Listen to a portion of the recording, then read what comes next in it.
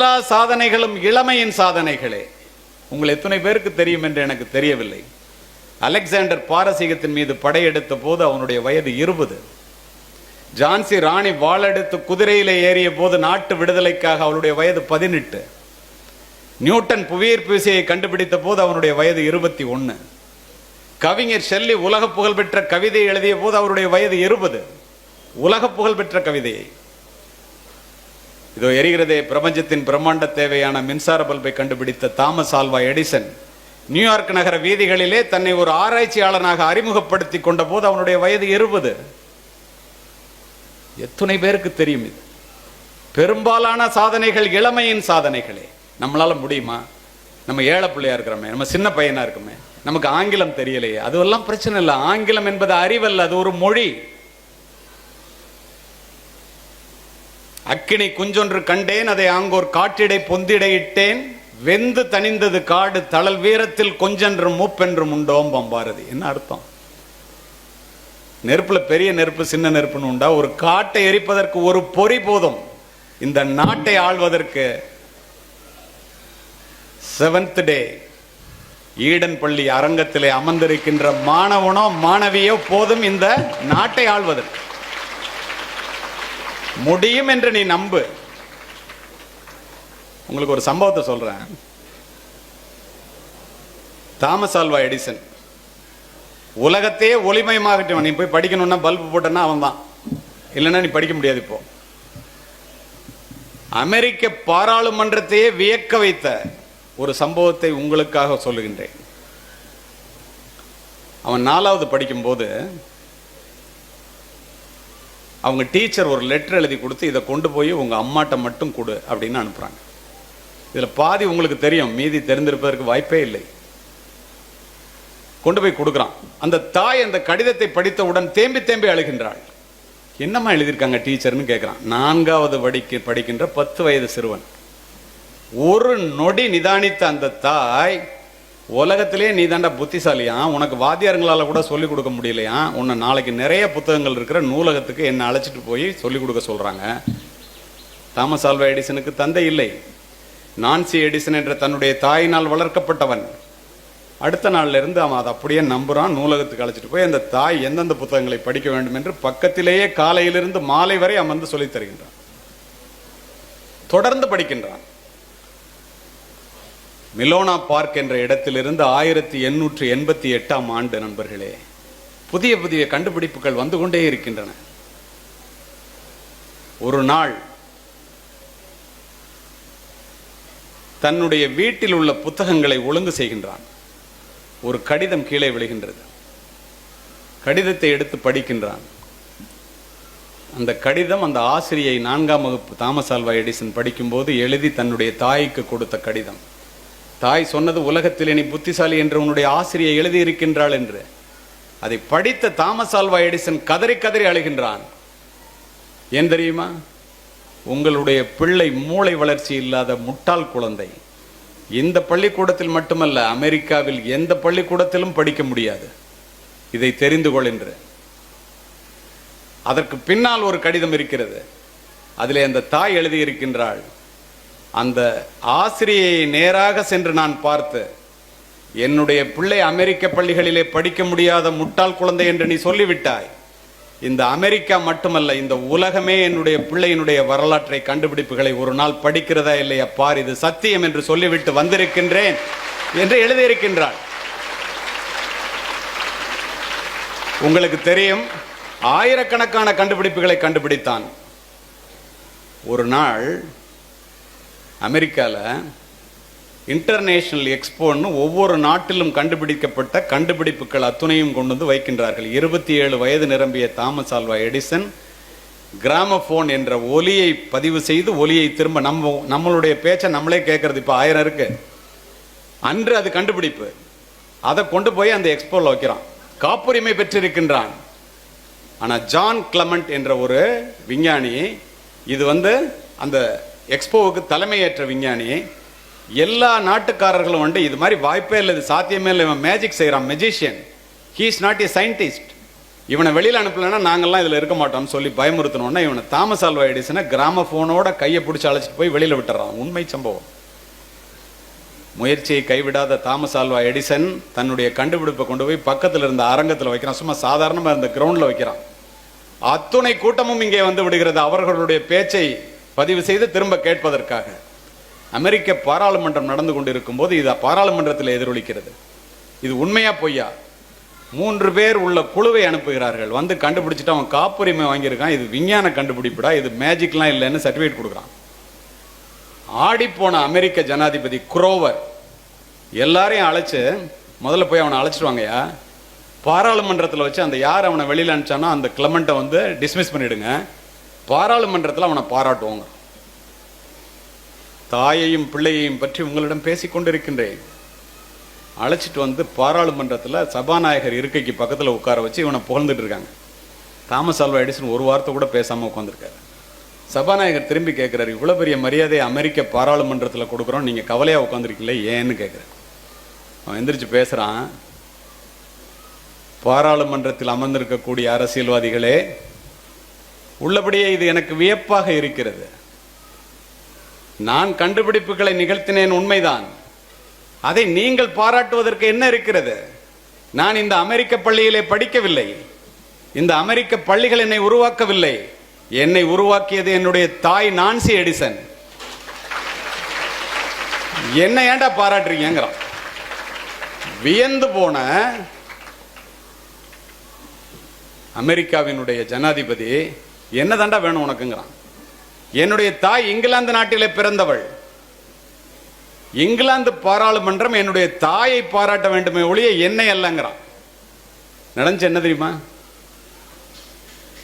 இதை அறிந்த இங்கிலாந்து ஒரு தனி விமானத்தை அனுப்பி தாமஸ் ஆல்வா எடிசனையும் அவளுடைய தாய் நான்சி எடிசனையும் விமானத்திலே அமெரிக்காவிலிருந்து ஏற்றி இங்கிலாந்திற்கு கொண்டு வந்து இங்கிலாந்து பாராளுமன்றத்திலே தாமஸ் ஆல்வா எடிசனுடைய தாயை பாராட்டிய பிறகுதான் அந்த ஏழை மாணவன் ஓய்ந்தான். அத்துணை கண்டுபிடிப்புக்கும் காரணம் என்னுடைய ஏழை தாயே என்பதை பாராளுமன்றத்திலே பாராட்ட வைத்து தன் தாய்க்கு நன்றியை செலுத்தினான்.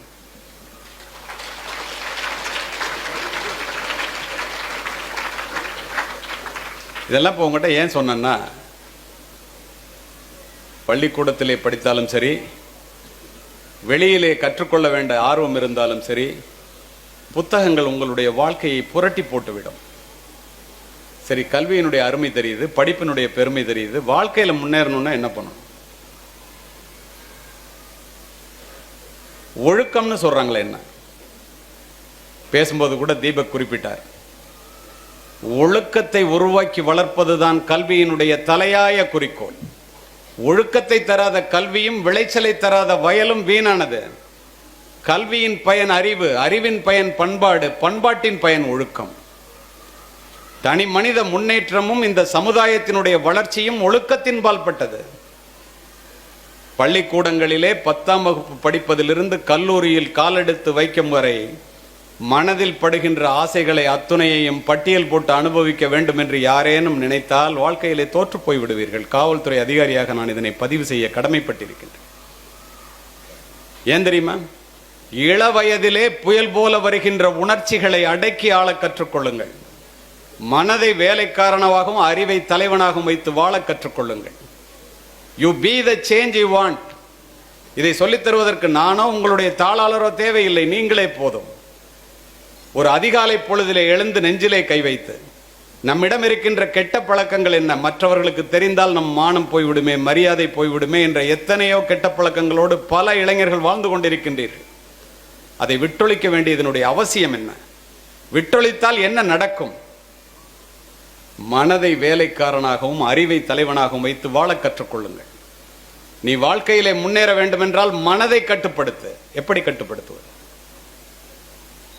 ஒரு விவசாயி பயிரை வளர்க்கும் போது களைகளை அகற்றி பயிரை வளர்த்தெடுப்பதைப் போல அற்புதமான மனதை பாதுகாப்பதற்காக கெட்ட எண்ணங்கள் மனதிலே போகாமல் காவல்காரனை போல் பாதுகாத்துக்கொள். உன்னுடைய மனம் அற்புதங்களை விளைவிப்பதை நீ காண்பாய். உன்னுடைய சிந்தனைகள் அத்துணையும் சிந்தனை சிதறலின்றி படிப்பிலே நிற்கும். எப்படி சூரிய கதிர்களை பூத கண்ணாடின்னு சொல்றீங்கல்ல, கண்ணாடியின் மூலமாக, லென்ஸின் மூலமாக ஒரு பேப்பரிலே அத்துணை கதிர்களையும் குவித்தால் பேப்பர் பற்றி எரிகிறதா இல்லையா? உங்களுடைய சிந்தனை அத்துணையும் படிப்பிலே குவித்தால் படிப்பு பற்றி எரியும். நீங்கள் சொன்னதை கேட்கும். அத்துணைக்கும் காரணம் அடிப்படை ஒழுக்கமே. சிறப்புடை மரபின் பொருளும் இன்பமும் அறத்து வழிப்படும். அரண் ஈனும் இன்பமும் ஈனும் திறனறிந்து தீதின்றி வந்த பொருள். அமெரிக்க ஜனாதிபதியாக இருந்த ஆப்ரஹாம் லிங்கன் தன் பிள்ளைகள் படிக்கின்ற பள்ளியினுடைய தலைமை ஆசிரியைக்கு ஒரு கடிதம் எழுதுகிறார். உழைப்பின் மூலமாக வருகின்ற $1 உழைப்பு இல்லாமல் வருகின்ற $100 விட உயர்ந்தது என்பதை என்னுடைய பிள்ளைக்கும் மற்ற பிள்ளைகளுக்கும் சொல்லித்தாருங்கள். ஜனாதிபதி எழுதுகிறார். ஈன்றாள் பசி காண்பாள் ஆயினும் செய்யற்க சான்றோர் பழிக்கும் வினை. பெற்ற தாய் பசியோடு இருந்தா கூட தப்பா செய்யாத. இதெல்லாம் நீ செஞ்சன்னா உழைப்பின் வாரா ஒரு பெரும் செல்வமும், உழைப்பில்லாத செல்வம், ஒழுக்கமில்லா உயர்பேர் அறிவும், ஒழுக்கமில்லாத அறிவு, மனச்சான்றில்லா மனமகிழ் போகமும், மனிதநேயமற்ற அறிவியல் வளர்ச்சியும், தியாகம் சிறிதிலா இறை வழிபாடும், நெறியில் நீங்கிய வாணிபம், கொள்கை இல்லா அரசியல், இவை அனைத்தும் வீணே வீணே வீணே என்பதை பள்ளியிலே படிக்கும் போதே மனதிலே பதிய வைத்துக் கொள்ளுங்கள். இதை ஏன் சொல்லுகிறேன் தெரியுமா? 1000 பள்ளிக்கூட மாணவர்களிடம் 100 பள்ளிக்கூடத்திலே சமீபத்திலே ஒரு கணக்கெடுப்பு நடத்தினார்கள். அருமையானதொரு பள்ளியை தம்பி தீபக் அவர்கள் நடத்தி கொண்டிருப்பதை நான் அறிந்த காரணத்தினால் இந்த அரங்கத்திலே இருப்பவர்கள் யாரும் இதிலே மாட்டிக்கொள்ளக் கூடாது என்பதற்காக உண்மை சம்பவங்களை பதிவு செய்கின்றேன். கணக்கெடுப்பினுடைய முடிவு ஆசிரியர்களையும் பெற்றோர்களையும் இல்ல, மாணவர்களையே அதிர வைத்தது. பள்ளி மாணவர்களை 1000 மாணவர்களிடம் பாம்பே, டெல்லி, கல்கட்டா, சென்னை, நல்ல வேலை இந்த மாதிரி ஒரு இடத்துல வடலூர்ல வள்ளலார் பூமியில படிக்கிறதுனால நீங்கள்லாம் கொடுத்து வைத்தவர்கள். நகர்ப்புறத்திலே படிக்கின்ற பிள்ளைகளிடம் எடுத்த கணக்கு முடிவு 67% மாணவர்களும் 31% மாணவிகளும் செல்போனிலே ஆபாச படங்களை பார்க்கிறார்கள், அதை தங்களுக்குள் பகிர்ந்து கொள்ளுகிறார்கள். பசி, உறக்கம், தாகம் போல காமம் என்பதும் ஒரு உணர்வு.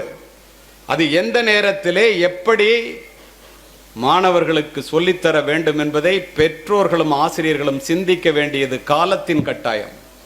தம்பி தீபக் குறிப்பிட்டாரே செல்போன்னால என்னென்னலாம் நடக்குதுன்னு. இதை ஏன் குறிப்பிடுகிறேன் தெரியுமா?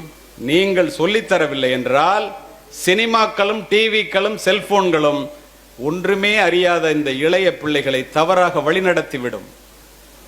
அதிவேக இன்டர்நெட் இணைப்புகள் மூலம் ஒரு சொடுக்கிலே திரையிலே வந்து விழுகின்ற ஆபாச படங்கள் என்ற வெள்ளம் அமைதியான இந்திய பிஞ்சு குழந்தைகளினுடைய நெஞ்சங்களை அடித்து செல்லுகிறது.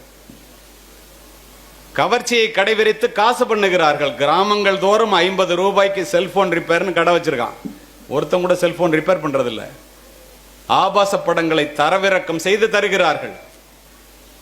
இதை இந்த பிள்ளைகள் கூட்டம் கூட்டமாக அமர்ந்து பார்க்கின்றார்கள். பெற்றோர்களினுடைய வளர்ப்பினுடைய குறைபாடுகளும், ஆசிரியர்களுடைய போதிப்பின் போதாமையும், நீர்த்து போன நெறிமுறைகளும், அபரிமிதமான இணையதள வளர்ச்சியும், சமூகத்தினுடைய அவலங்களும், 2 தலைமுறைகளுக்குள் ஏற்பட்ட சமுதாய சீரழிவு இந்த பிள்ளைகளை தவறான பாதையிலே அடித்து செல்கின்றன. உங்களுக்கு ஆச்சரியமாக இருக்கும். தயவு செய்து நேரிலே பேசுவதற்கு சங்கோஜப்படுகின்ற எதையும் செல்போனிலே பரிமாறிக்கொள்ளாதீர்கள். 2 கண்கள் மட்டும்தான் செல்போனிலே பார்க்கிறது என்று நீங்கள் நினைக்கின்ற அத்துணையையும் இந்த உலகம் பின்னால், செல்போனுக்கும் கம்ப்யூட்டருக்கும் பின்னால் பார்க்க முடியும் என்பதை புரிந்து கொள்ளுங்கள்.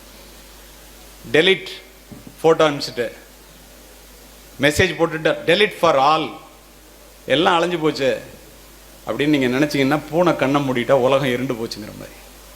நீ அனுப்புற அத்தனையும் மெசேஜ், போட்டோ அத்துணையும் டவருக்கு போய் குக்கீஸ் ஹிஸ்டரியில் செட்டில் ஆகி அதுக்கப்புறம் தான் தோழனுக்கோ தோழிக்கோ போகும். திரும்ப அதை எடுக்க வேண்டும் என்று என்னை போன்ற காவல்துறை அதிகாரிகள் நினைத்தால் ஒரு நொடியிலே எடுத்து விடலாம். மாட்டாத வரைக்கும் பிரச்சனை இல்லை. ஆப்டவுனுக்கு அஷ்டமத்தில் சனி. நன்றாக புரிந்து கொள்ளுங்கள். சமீபத்தில் நடந்த ஒரு சம்பவத்தை சொல்றேன், அதிர்ந்து போவீர்கள். ஒரு பொண்ணு +2 படிச்சு முடிச்ச உடனே அந்த பொண்ணை கல்லூரிக்கு அனுப்புறவங்க அப்பா,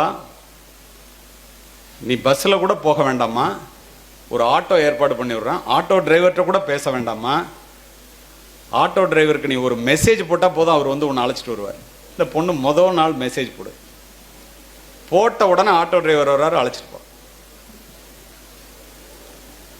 போகும்போதே ஒரு மெசேஜ் வருது, யூ ஆர் சோ கியூட். அவ்வளோதான், நீ உலகத்திலே அழகா இருக்க அப்படின்னு சொல்லி சொன்ன உடனே அந்த பொண்ணுக்கு தலைகால் புரியல. இந்த இடத்துல உங்களுக்குலாம் ஒன்று சொல்கிறேன், எவனாவது உங்களை பார்த்து உலகத்திலே நீ தான் அழகின்னு சொன்னான்னா உன்னை பாதாளத்தில் தள்ள போகிறான்னு வச்சுக்க. அது உண்மை இல்லை. ஏன்னா அது உண்மை இல்லைன்னு உங்களுக்கே தெரியும்.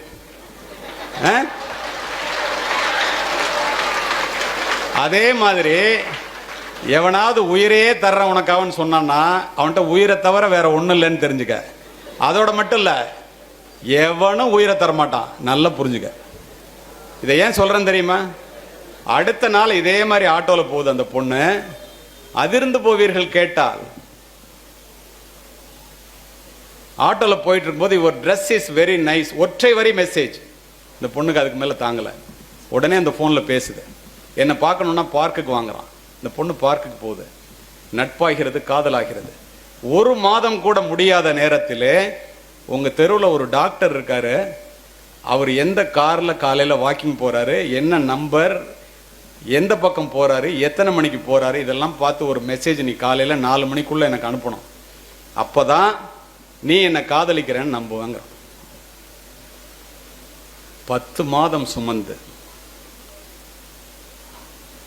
விரல் பிடித்து நடைபளைக்கு தலைவாரி பூச்சூடி வேலி போல் பாதுகாத்து வளர்த்த பெற்றோர்கள் தூங்கி கொண்டிருக்கும் போது அந்த பொண்ணு முழிச்சுட்டே உட்காந்து இந்த டாக்டரை பற்றின அத்தனை தகவலையும் சேர்த்து ஒரு மெசேஜ் போடுது. காலை 7:30 மணிக்கு 17 இடங்களில் வெட்டுக்காயங்களுடன் அந்த டாக்டர் அசோக் நகர் வீதியிலே 3 மாதங்களுக்கு முன்னால் கொலை செய்யப்பட்டு இறந்து கிடக்கிறார். குற்றவாளி யாருன்னு தெரியல, கஷ்டப்பட்டு கண்டுபிடிக்கிறோம். கண்டுபிடிச்சதுக்கு அப்புறம் அந்த செல்போனை சீஸ் பண்ண அந்த பொண்ணு போட்ட மெசேஜ் இருக்கு. மிகப்பெரிய காவல்துறை அதிகாரி என்னை போன்றவர்களை தொடர்பு கொள்கிறார். என்ன பண்றதுன்னு தெரியல. பார்த்தா அட்ரஸ் வந்து இந்த பொண்ணோட அட்ரஸ், அவங்க அப்பா அம்மா அட்ரஸ், இந்த வீட்டில் அந்த பொண்ணு படிக்குது, அந்த பொண்ணு தான் மெசேஜ் போட்டுருக்கு. நம்மகிட்டையும் பொண்ணு இருக்குல்ல வீட்டில், எங்களுக்கும் பாவம் தெரியாமல் போட்டிருக்கோம், அதை அப்ரூவராக எடுத்துங்க. நடந்த சம்பவத்தெல்லாம் அந்த பொண்ணு சொல்லிடுச்சுன்னா அதுக்கு தண்டனை இல்லை, அவன் தூக்கில் தொங்கட்டும் அப்படின்னு சொல்கிறோம். ஓ நல்ல ஐடியா, அது மாதிரி செய்யலாமேன்னு ஒரு அறிவுபூர்வமான திறமையான நல்ல எண்ணம் உள்ள அந்த காவல்துறை அதிகாரி அம்மா அப்பாவோட அந்த பிள்ளைய கூப்பிடுறாரு. நீ நடந்ததெல்லாம் சொல்லிடுமா கோர்ட்டில், உனக்கு தண்டனை இல்லை, அவன் தூக்கில் போட்டுன்னு. அந்த பொண்ணு என்ன சொன்னிச்சு தெரியுமா? இருந்தாலும் இறந்தாலும் அவனோடு தான், அவனுக்கு எதிர்ப்பாக ஒரு வார்த்தை கூட சொல்ல மாட்டேன். அப்படியே குற்றவாளியாக்கி சார்ஜ் ஷீட் போட்டாங்க. அந்த அம்மா அங்கேயே மயக்கம் போட்டு விழுந்துட்டாங்க. அவனுக்கு தூக்கு தண்டனை. அந்த பெண் 10 ஆண்டுகள் கடுங்காவல் தண்டனை பெற்று சிறையிலே இருக்கின்றாள். இதற்காகவா உங்களை படிக்க வைக்கின்றார்கள்? இதற்காகவா உங்களை இந்த பாடுபடுகின்றார்கள் படிக்க வைப்பதற்கும் வளர்ப்பதற்கும்? காவல் நிலையங்களையும் நீதிமன்றத்தையும் கனவில் கூட பார்க்காத பெற்றோர்கள் நீதிமன்ற படிகளில் ஏறி ஏறி இறங்கிக் கொண்டிருக்கின்றார்கள் பிள்ளையை காப்பாற்றுவதற்காக. முடியுமா? ஜிண்டால்னு ஒரு பல்கலைக்கழகம் இங்க யூஜி முடிச்சுட்டு பிஜி கொண்டு போய் சேர்க்கிறாரு. பெண்ணினுடைய பெயரை சொல்ல விரும்பவில்லை. பெற்றோர்கள் இருவரும் ஆசிரியைகள், ஆசிரியர் ஆசிரியை, எனக்கு தெரிந்தவர்கள். ஹிர்திக், கரண், சின்காங்கிற 3 பேர் ஃபேஸ்புக்கில் ரிக்வஸ்ட் கொடுக்குறான் அந்த பொண்ணுக்கு. சட்டக்கல்லூரியிலே 3ஆம் வகுப்பு படிப்பவர்கள்.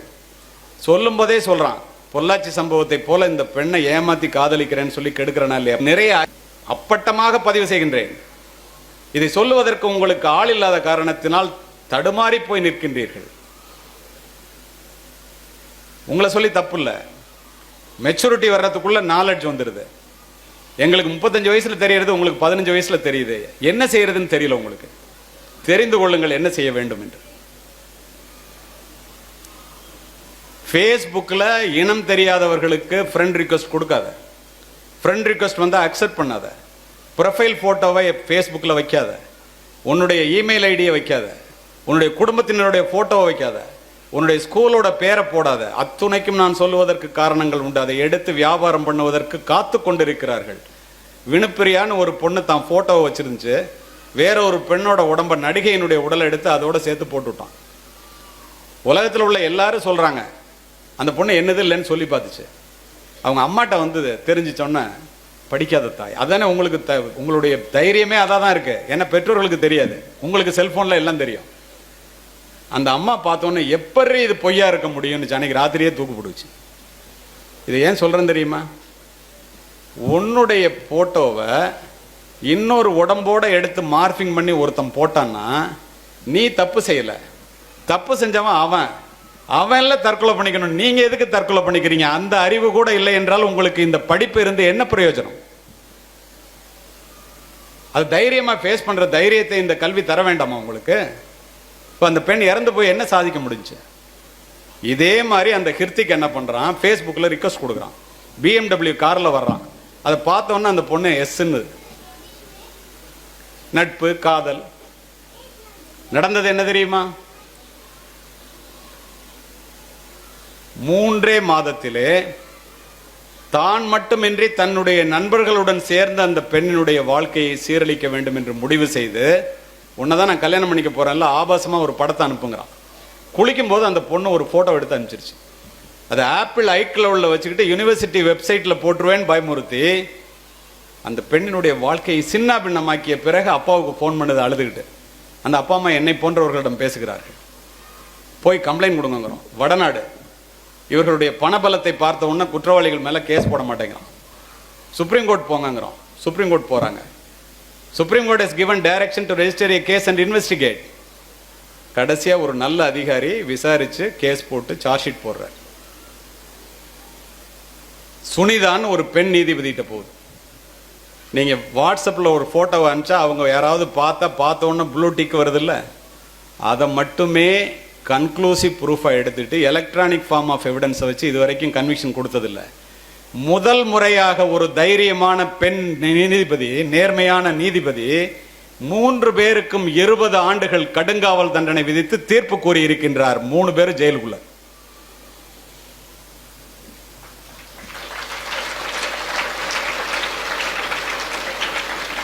செல்போனை கையில் வச்சுட்டு நீங்க நினைச்சதெல்லாம் செய்யலாம்னு நினைச்சீங்கன்னா 24 மணி நேரத்தில் 18 மணி நேரம் செல்போனை யூஸ் பண்ணிட்டு இருந்தீங்கன்னா கெட்டு குட்டிச்சவராக போய் விடுவீர்கள். ஸ்டீவ் ஜாப் செல்போனை கண்டுபிடிச்சவன், ஆப்பிள் போனை கண்டுபிடிச்ச ஸ்டீவ் ஜாப் சொல்றான், 10 வருஷம் ஆச்சு செல்போன் கண்டுபிடிச்ச. நல்ல பள்ளிக்கூடம் என்பதனால் இதனை எல்லாம் சொல்லுகின்றேன், அருமையாக உள்வாங்கிக் கொள்ளுகின்றீர்கள். Apple proved that a cell phone can change the world within 10 years. Every once in a while a revolutionary product comes along and it changes everything.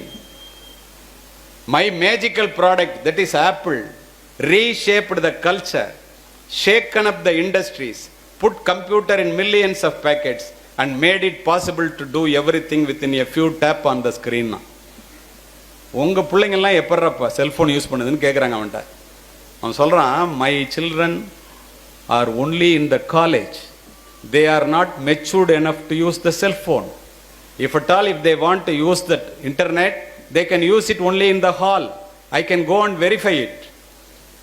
உங்களுக்கு புரியும், எங்கள் பிள்ளைங்களாம் காலேஜில் தான் படிக்குது, செல்ஃபோன் யூஸ் பண்ணுற அளவுக்கு மெச்சூரிட்டி இல்லை. நெட்டை யூஸ் பண்ணோன்னா ஹாலில் தான் யூஸ் பண்ண முடியும், நாங்கள் அதை பார்க்கலான்னு. நம்ம பேரப்பிள்ளை பிரமாதமாக செல்ஃபோனை யூஸ் பண்ணுதுன்னு மகிழ்ச்சி கடலிலே மகிழ்ந்து நிற்கின்றோம். உருப்படுமா அந்த சமுதாயம்? நான் உலகம் பூரா போய் பேசுறவன். செல்போன் என்பது ஒரு வரம், ஒழுங்காக உபயோகப்படுத்தினால். என்னை உலகம் முழுவதும் எடுத்து சென்றது செல்போன். லட்சக்கணக்கான ஃபாலோவர்ஸ் எனக்கு ஃபேஸ்புக்கில் இருக்காங்க, யூடியூப்ல அவ்வளோ லட்சக்கணக்கான சப்ஸ்கிரைபர் இருக்காங்க. நல்லதற்கு யூஸ் பண்ணா. அதை பார்த்து விட்டு தானே தீபக் என்னை அழைத்திருக்கின்றார். உபயோகமான காரியங்களுக்கு அதை உபயோகப்படுத்தினால் இந்த உலகம் எங்கோ போய்விடும். ஆனால் 19% பேர் தான் ஒழுங்காக யூஸ் பண்ணுறான், 81% பேர் தப்பாக யூஸ் பண்ணுறான். ராத்திரி 12 மணிலேருந்து 2 மணிக்குள்ள தீவிரவாதிகள் செல்போனில் தொடர்ந்து பேசுகிறாங்கன்னு ஒரு தகவல் வருது போலீஸ்க்கு. அதனால எந்த ஃபோன் நைட்டு ஃபுல்லாக என்கேஜாக இருக்குன்னு சொல்லி வெரிஃபை பண்ணுறோம். ஒரு ஃபோன் என்கேஜாகவே இருக்குது 2 மணி நேரமா. போலீஸ் எல்லாரும் சேர்ந்து ரொம்ப ஒரு தீவிரவாதியை கண்டுபிடிச்சிட்டோன்ட்டு போனால் ஹாஸ்டலில் போய் நிற்கிது, லேடிஸ் ஹாஸ்டலில்.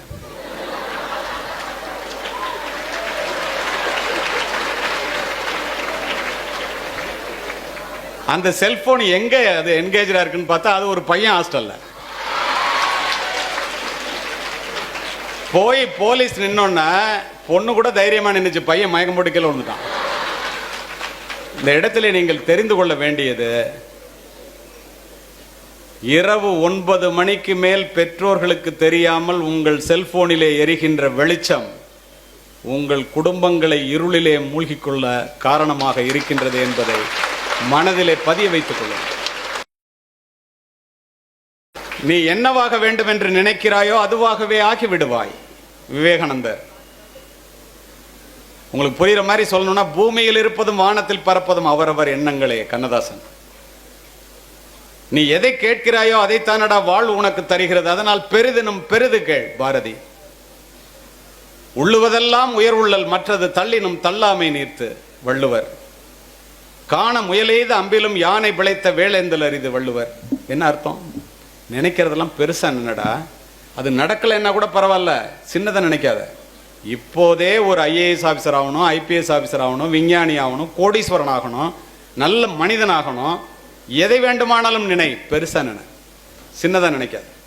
10,000 ரூபாய் சம்பாதிச்சுட்டு ஒரு கிளர்க்கா போய் இருக்கணும்னு நினைக்காது. ஏன் தெரியுமா? மனித மனதினுடைய ஆற்றல் மிகப்பெரியது. அதை அறியாத காரணத்தினால் நம் எல்லைக்கோட்டை நாமே சுருக்கிக் கொள்கிறோம். தமிழ் புத்தகங்கள் எப்படி இருக்குன்னா, ஆங்கில புத்தகங்கள் பக்கம் போய் பார்த்தா ஒரு மனிதனை உயர்த்துவது அவனுடைய சிந்தனை தான். ரூசோ. மனிதர்கள் தங்களுடைய எண்ணங்களுக்கு ஏற்பவே உயர்ந்த நிலையிலும் தாழ்ந்த நிலையிலும் வாழ்கிறார்கள். எமர்சன்.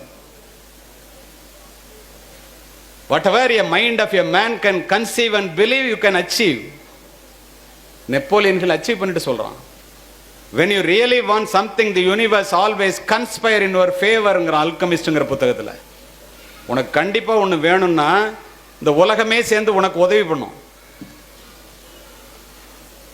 தீபக் அவர்களும் பவித்ரா அவர்களும் என்னை தொலைபேசியில் தொடர்பு கொண்டு இங்கு வந்து பேசுவதற்கு நிற்க வைக்கின்றார்கள் என்றால், உங்கள் வாழ்க்கையிலே ஒரு மாற்றத்தை உண்டாக்க வேண்டும் என்று நினைக்கின்ற இந்த உலகம் எங்கள் மூலமாக உங்களுக்கு உதவி செய்கிறது என்றுதானே அர்த்தம். உள்வாங்கிக் கொண்டீர்களே. ஆனால் அது மட்டுமா? எல்லாத்துக்கும் காரணம், my dear students, the golden key to remember is the sole author of your success is your mind. If you master your mind, you master your thoughts. Once you master your thoughts, you master your life. When you master your life, you master your destiny. சிந்தனையிலே கவனம் வையுங்கள், அவைகள்தான் எண்ணங்களாகின்றன. உங்களுடைய எண்ணங்களிலே கவனம் வையுங்கள், அவைகள்தான் சொற்களாகின்றன. உங்களுடைய சொற்களிலே கவனம் வையுங்கள், அவைகள்தான் செயல்களாகின்றன. உங்களுடைய செயல்களிலே கவனம் வையுங்கள், அவைகள்தான் பழக்கங்களாகின்றன. உங்களுடைய பழக்கங்களிலே கவனம் வையுங்கள், அவைகள்தான் உங்களுடைய வாழ்க்கையை புரட்டி போடுகின்றன. முதலில் நாம் பழக்கங்களை உருவாக்குகிறோம், பிறகு பழக்கங்கள் நம்மை உருவாக்குகிறது. நீ காலையில சீக்கிரம் தினம் எந்திரிக்கிற பழக்கத்தை உருவாக்கிப்பாரு. 21 நாளைக்கு தொடர்ந்து செஞ்சா எந்த ஒரு செயலும் பழக்கமாயிடும். ஆரம்பத்தில் கஷ்டமா தான் இருக்கும், ஆனா நீ செஞ்சு பாரு, அப்புறம் பழக்கங்கள் உன்னை உருவாக்கிவிடும். Simple technique. இதுல இருந்து நான் என்ன உங்களுக்கு சொல்ல விரும்புறதுன்னா, சரி நீங்க சொல்றீங்களே நீ என்னவாகணும்னு நினைக்கிறியோ அதுவும் ஆயிடலாம், நாங்கள்லாம் நினைச்சு பார்க்குறோம், அது மாதிரி முடியலையே. ஏன் முடியல தெரியுமா? ஒரு மனிதனுடைய மனதிலே ஒரு நாளைக்கு 60,000 எண்ணங்கள் உருவாகின்றன. நீ ஒரு ஐஏஎஸ் ஆகணும், ஒரு ஐபிஎஸ் ஆகணும், ஐஐடியில் படிக்கணும், எதை வேணாலும் நினை, அதை மட்டும் நீ எழுதி வைத்துக் கொண்டு தினம் தினம் எழுந்தவுடன் பார்த்துப்பார். 59,999 எண்ணங்கள் செயலற்று போய்விடும். Simple technique. நீ என்னவாக வேண்டும் என்று நினைக்கிறாயோ அதுவாகவே ஆக்கிவிடுவாய். எல்லோரும் போகின்ற பாதையிலே நீனும் போனால் எல்லோரும் சென்றடையும் ஊரைத்தான் நீ சென்றடைவாய். யாருமே சாதிக்காததை நீ சாதிக்க வேண்டும் என்றால் யாருமே முயற்சிக்காததை நீ முயற்சிக்க வேண்டும். போன பாதையில் போகும் கால்கள் புதிய பாதைகள் போடுவதில்லை. அறியாதவை குறித்த அச்சத்தால் நாம் தீண்ட தவறிய திசைகள் கோடி. 2 உதாரணத்தை சொல்றேன். நீ என்னவாகணுமோ அது ஆயிரலான்னு நான் சொல்றேன்ல. ஒரு நாட்டுப்புறத்து ஏழை சிறுவனாக நானும், என்னை விட ஏழ்மையான குடும்பத்தில் இருந்த என்னுடைய நண்பனும் நிதர்சனமான உண்மையை பதிவு செய்கின்றேன். கல்லூரிக்கு செல்லும் போது எஸ்பி பங்களாவும் கலெக்டர் பங்களாவும் பக்கத்தில் இருக்கும். எனக்கு காக்கி உடை அணிந்த காவல்துறை அதிகாரியாக வேண்டும் என்பது என்னுடைய ஆசை. என்னுடைய நண்பன் எப்போ பார்த்தாலும் ஒரு ஹிந்து பேப்பரை படிச்சுக்கிட்டு நூலகத்திலே உட்காந்துருப்பான் கல்லூரி நேரம் போக. அவனுடைய ஆசை என்ன என்று எனக்கு தெரியாது. சிவப்பு விளக்கு சுழல பெரிய மீசை வச்சுக்கிட்டு தினம் 9:30 மணிக்கு ஒரு ஆஃபீஸர் அதுலேருந்து போவார். அவரை பார்த்தா எல்லாரும் சல்யூட் அடிப்பான். பெரிய பங்களாவில் குடியிருப்பார். நிறைய நல்லது செய்ய முடியும். இவ்வளோ மரியாதை ஒரு மனுஷனுக்கு இருக்க, இது மாதிரி நம்ம ஆக முடியுமா என்ற கனவு எனக்கு. ஒரு நாள் 2 பேரும் நின்று பார்த்துட்டு இருக்கும்போது காரை நிறுத்தினார். ஏன்டா 2 பேரும் காலேஜுக்கே போகிறது இல்லையா? நான் பார்க்குறேன் தினம் அங்கே நிற்கிறீங்கன்னாரு. நான் உடனே கேட்டேன், உங்களை மாதிரி ஆகணும்னா என்ன பண்ணணும்னு கேட்டேன். என்ன மாதிரி ஆகணுமா? நீ போய் நல்ல படி, மீதி நேரத்தெல்லாம் மைதானத்திலே செலவு பண்ணு, கிரவுண்டில் போயிரு, ரைஃபிள் ஷூட்டிங்கில் சேரு. எல்லாத்தையும் செஞ்சேன். பயிற்சி முடிந்தது. சர்வீஸ் கமிஷன் எக்ஸாம் வந்துச்சு. எங்கள் அம்மா சொன்ன மாதிரி பெருசாக நினச்சேன். நடந்தது என்ன தெரியுமா? எனக்கு கிடைச்சிருச்சு, என் நண்பனுக்கு கிடைக்கல. புத்தகங்களினோட அருமை எனக்கு தெரியாது. நான் அவன்கிட்ட சொன்னேன், ஏன்டா முட்டா பையில புத்தகத்தை கட்டிகிட்டே அழுதிய, என்னோட கிரவுண்டில் வந்தால் நீ போலீஸ் ஆஃபீஸர் ஆகிருக்கலாம்ல. அவன் சிரிச்சுக்கிட்டே போயிட்டான். பயிற்சி முடித்து பல இடங்களிலே பணிபுரிந்து எந்த எஸ்பி பங்களாவை பார்த்து கொண்டு ஒரு நாட்டுப்புறத்து ஏழை சிறுவனாக கல்லூரிக்கு சென்றேனோ, அரசு கல்லூரிக்கு, அதே எஸ்பி பங்களாவிலே மாவட்டத்தினுடைய காவல்துறை கண்காணிப்பாளராக சிவப்பு விளக்கு சுழல என்னுடைய தாயுடன் குடிபுகுந்தேன்.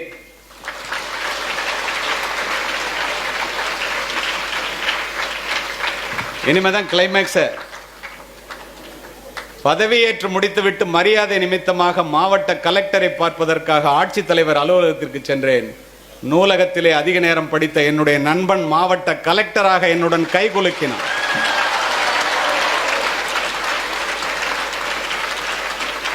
நான் எஸ்பி பங்களாவை பார்த்துட்டு இருக்கும்போது அவன் கலெக்டர் பங்களாவை பார்த்துட்டு இருந்திருக்கான். நீ என்னவாக வேண்டும் என்று நினைக்கிறாயோ அதுவாகவே ஆகி விடுவாய். நான் எஸ்பி ஆகணும்னு நினைச்சான், அவன் கலெக்டர் ஆகணும்னு நினைச்சான். அரசு பள்ளியிலும் அரசு கல்லூரியிலையும் படிச்சுட்டு எங்களால் ஆக முடியுதுன்னா 7th டே ஈடன் ஸ்கூலில் படிச்சுட்டு உங்களால் ஆக முடியுமா? முடியாதா? யோசிச்சு. நிறைய பதக்கங்களை பெற்றவர்னு நீங்கள்லாம் கைதட்டினீங்க. மாணவர்களுக்கானதை இது முடிக்கிறேன். இப்போ இதோட இத்துணை மாணவர்கள் இங்கே அமர்ந்திருக்கின்றீர்கள். பெண்களினுடைய திறமை என்ன என்பதை நீங்கள் புரிந்து கொள்ள வேண்டும். நீங்கள் எவ்வளவு ஜாக்கிரதையாக இந்த பெண்களிடம் படிக்க வேண்டும் என்பதை நீங்கள் புரிந்து கொள்ள வேண்டும். அதற்காக இந்த உண்மை சம்பவத்தை பதிவு செய்கின்றேன். உங்களுடைய திறமை அளப்பரியது, ஆனால் உங்களுடைய திறமை அதை விட பெருசு. எப்படி தெரியுமா? Women are trying to prove that women can do what men can do. Women were not created to do what men can do. Women were created to do what men cannot do.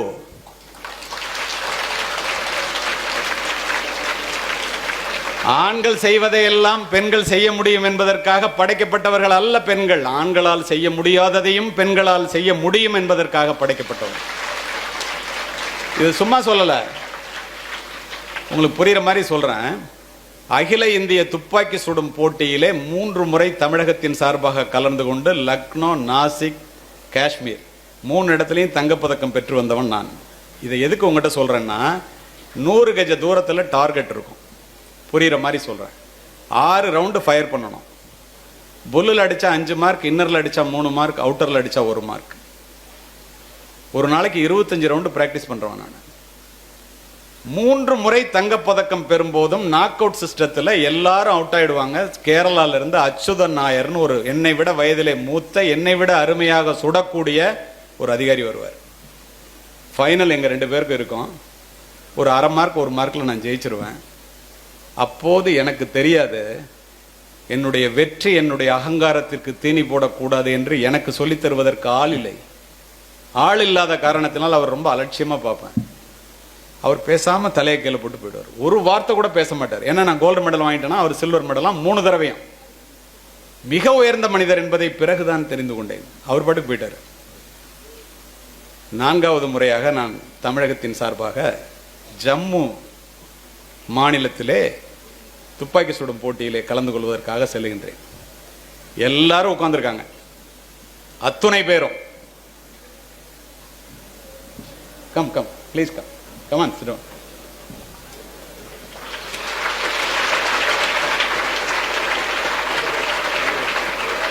உங்களை தான் சொல்லிட்டு இருக்காங்க பாரு, பாக்கிய பற்றி.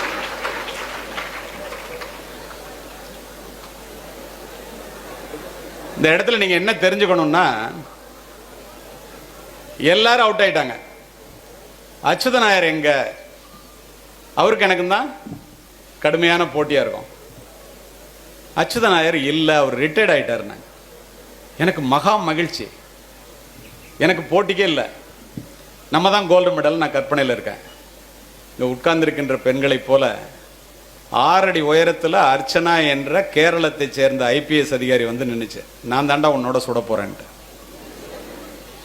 3 முறை தங்கப்பதக்கம் பெற்ற என்னை முதல் முறையாக ஒரு பெண் 50 ஆண்டுகளுக்கு முன்னால் தோற்கடிக்க முடியும் என்று நான் கற்பனையில் கூட நினைத்ததில்லை. அந்த பெண்ணை பயமுறுத்தணும்னு நினைச்சிட்டு நான் டாஸ் போடுவாங்க. டாஸ் எல்லாம் வேண்டாம், நான் முதல்ல சுடுறேன்னு. அந்த பொண்ணு இந்த மாதிரி உட்காந்துட்டு சுடுங்கன்னுச்சு. நான் சுட்டேன். 6க்கு 5 ரவுண்டு புல்லு, 1 ரவுண்டு இன்னர். திரு வால்டர் தேவாரம் உட்பட எல்லாரும் சொன்னாங்க, நீ தாண்டா ஜெயிப்ப, வந்து உட்காருனாங்க. நம்பி வந்து உட்கார்ந்தேன். அந்த பொண்ணு ஒரே மூச்சில் சுட்டுச்சு. அதுவும் 6க்கு 5 ரவுண்டு புல்லு, 1 ரவுண்டு இன்னர். எடுத்தோன்னே திரு சைலேந்திர பாபு சார் சொன்னாரு, நீ just go and see the டார்கெட்னாரு. டார்கெட்டை போய் பார்த்தேன்.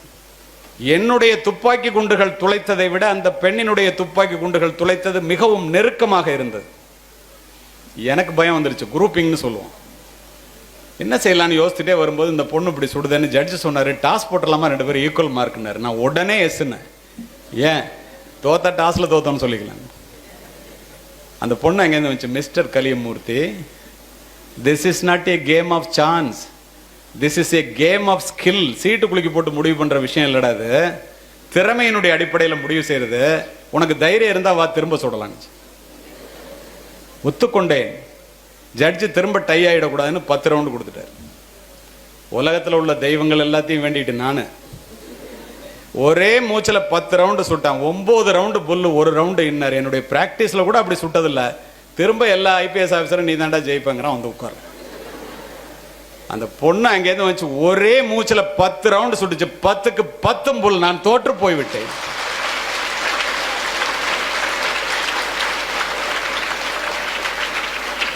இனிமேதான் கிளைமேக்ஸ். துப்பாக்கியை தூக்கி கீழே போட்டேன்.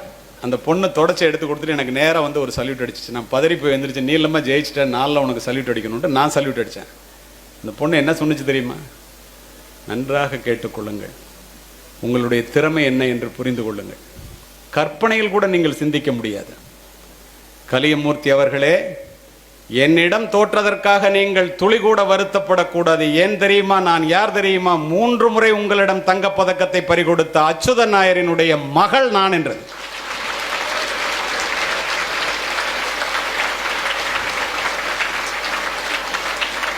அச்சுத நாயர் கடைசியிலேருந்து எந்திரிச்சு வர்றாரு. நான் தலையை கீழே போட்டு வெளியில் வந்தேன்.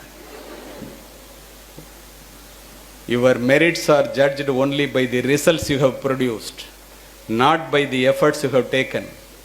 ஜெயிக்கின்ற குதிரையிலே, ஓடுகின்ற குதிரையிலே ஜெயிக்கின்ற குதிரையை பற்றி மட்டுமே பேசும் இந்த உலகம்.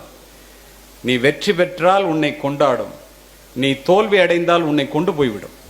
நீ நிரூபித்தால் அங்கீகரிக்கப்படுவாய், நிரூபிக்காவிட்டால் நிராகரிக்கப்படுவாய். வெற்றி பெறும் வரை அமைதியாக இரு, வெற்றி பெற்ற பிறகு அடக்கமாக இரு. To reach a particular place is difficult.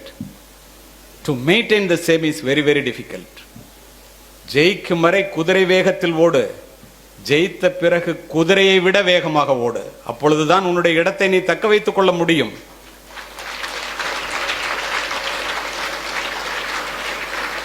உன்னுடைய வெற்றி ஒருபோதும் உன்னுடைய அகங்காரத்திற்கு தீனி போடக்கூடாது.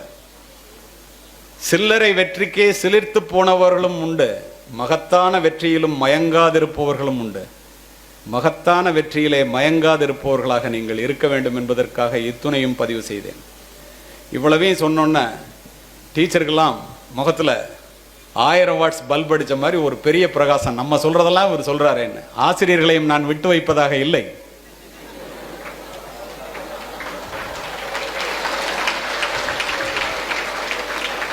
ஆசிரியர்களுடைய அருமை பெருமைகளை நீங்கள் புரிந்து கொள்ள வேண்டும். ஒரு சம்பவத்தை சொல்றேன். இங்க வரும்போது தீபக் வீட்டுக்கு நான் போயிட்டு வந்தேன். அப்ப தீபக் என்கிட்ட சொன்னாரு, பேசிட்டு இருக்கும்போது தீபக்கோட அம்மா, உங்களுடைய தாளாளர் சொன்னாங்க, நானும் என்னுடைய கணவனும், அவருடைய தாமஸ், 2 பேரும் தீபக் வளரும் போது காலையும் மாலையும் பகலும் இரவும் இந்த பள்ளிக்கூடத்து பிள்ளைகளிடமே இருந்த காரணத்தினால் என் பிள்ளைக்கு நாங்கள் நேரத்தை செலவு பண்ண முடியாமல் போச்சு. ஆனால் கடவுள் கிருபையில் அந்த பையன் நல்ல பையனாக வளர்ந்துட்டாரு. அதனால அவர் அவருடைய மனைவியை பிள்ளையை வளர்ப்பதற்காக நீ பொறுப்பா அதை பார்த்தா போதும் அப்படின்னு சொல்லிட்டாரு. அதனாலதான் அவங்க எங்க 2 பேரையும் பார்த்துக்கிறதுனால அம்மாவும் நானும் இந்த பள்ளிக்கூடத்தை வளர்த்தெடுக்கிறோம்னு சொன்னார். இதை ஏன் சொல்றேன்னா, சென்ற வருடம் ஜப்பானிய பல்கலைக்கழகத்திற்கு நான் சென்றிருந்தேன். ஏன் போயிருந்தேன்னா, யாதும் ஊரே யாவரும் கேளிர் என்று கணியன் பூங்குன்றனார் 2500 ஆண்டுகளுக்கு முன் ஒரே வார்த்தையிலே உலக சமாதானத்தை சொன்ன அப்துல் கலாம் அவர்கள் ஐநா சபையிலே பேசிய அந்த ஒரு வரியை ஒரு ஜப்பானிய பல்கலைக்கழகத்திலே தமிழ் மொழியிலும் ஜப்பானிய மொழியிலும் ஜப்பானியர்கள் எழுதி போட்டு தமிழ் மொழியை பாராட்டுகிறார்கள். அதை பார்க்கறதுக்காக போயிருந்தேன். அங்க ஆசிரியர் என்பவர் யார் அப்படின்னு ஒரு பாடத்திட்டத்தில் பாடமா வச்சிருக்காங்க. எனக்கு ஜப்பானிய மொழி தெரியாது, எனக்கு ஆங்கிலத்தில் சொல்லுங்கன்னு சொன்னேன்.